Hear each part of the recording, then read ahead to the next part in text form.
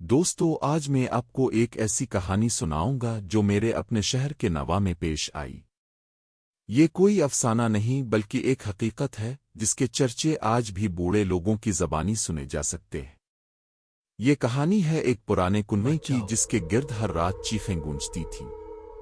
بہت سے لوگوں نے وہ چیخیں سنیں، بہت سے لوگ اس کنویں کے قریب جا کر غائب ہو گئے، اور جو لوگ واپس آئے ان کی عقل جواب دے گئی۔ تو تیار ہو جائیے کیونکہ آج ہم اس تاریک راستے پر چلیں گے جہاں سے کوئی محفوظ واپس نہیں لوٹا۔ یہ واقعہ ہے 1980 کی دہائی کا، پنجاب کے ایک چھوٹے سے گاؤں بھٹیاں والا او میں۔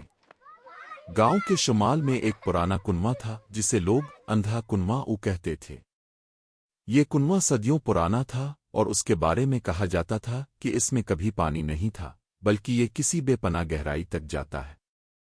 گاؤں کے بزرگ بتاتے تھے کہ برطانوی دور میں اس کنویں کو کچرے سے بھر دیا گیا تھا، لیکن راتوں رات وہ سارا کچرا غائب ہو جاتا۔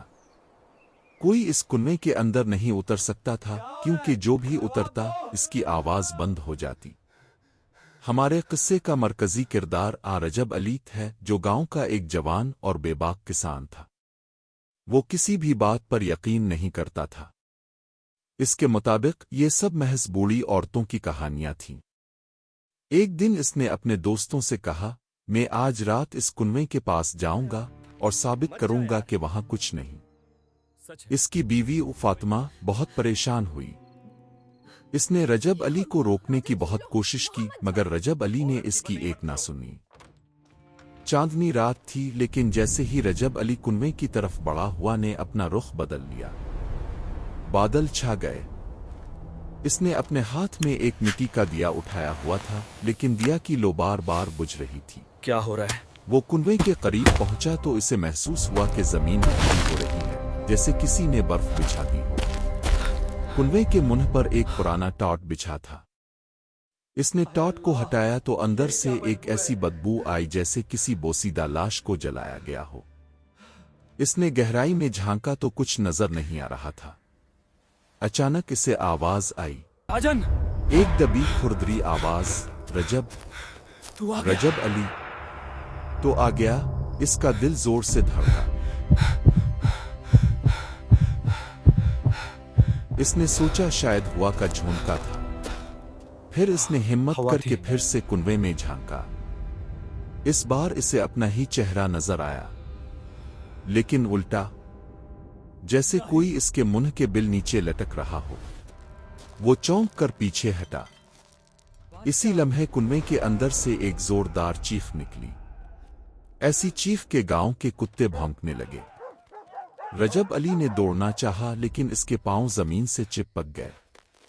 اسے لگا جیسے کوئی ہاتھ اس کے ٹخنوں کو پکڑے ہوئے ہے۔ صبح ہوئی تو فاطمہ نے دیکھا کہ رجب علی گھر نہیں آیا۔ اس نے پورے گاؤں میں ڈھونڈا مگر وہ کہیں نہ تھا۔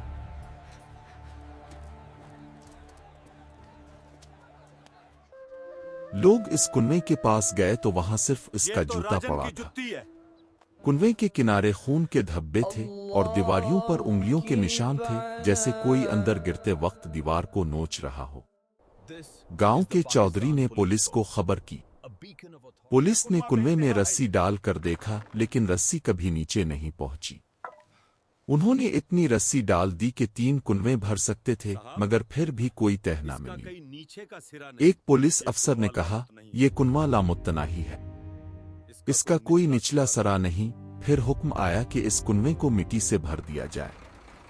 تقریباً 2 ٹرک مٹی ڈالی گئی لیکن دوسرے روز صبح مٹی غائب تھی۔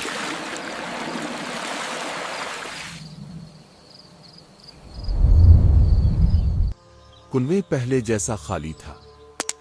تب گاؤں کے لوگوں نے فیصلہ کیا کہ اس کنویں کے گرد دیوار چن دی جائے۔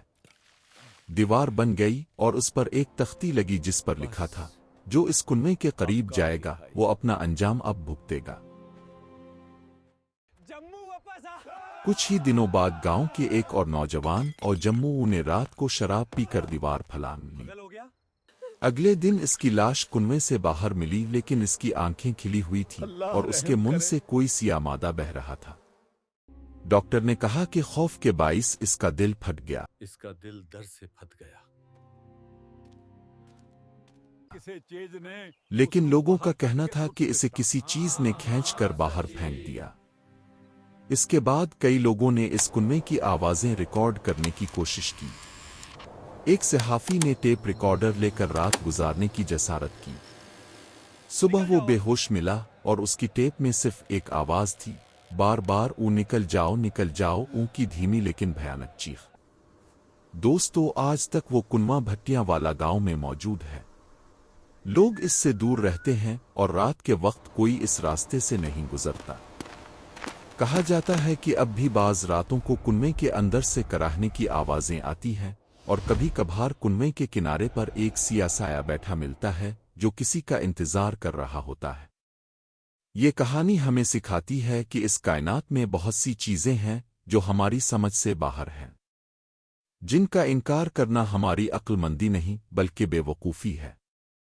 अगर आप कभी किसी अंधे कुनवे के करीब जाएं तो याद रखें, हो सकता है वो कुनवा आपको देख रहा हो और आपकी आवाज पहले से ही इसकी गहराइयों में गूंज रही हो।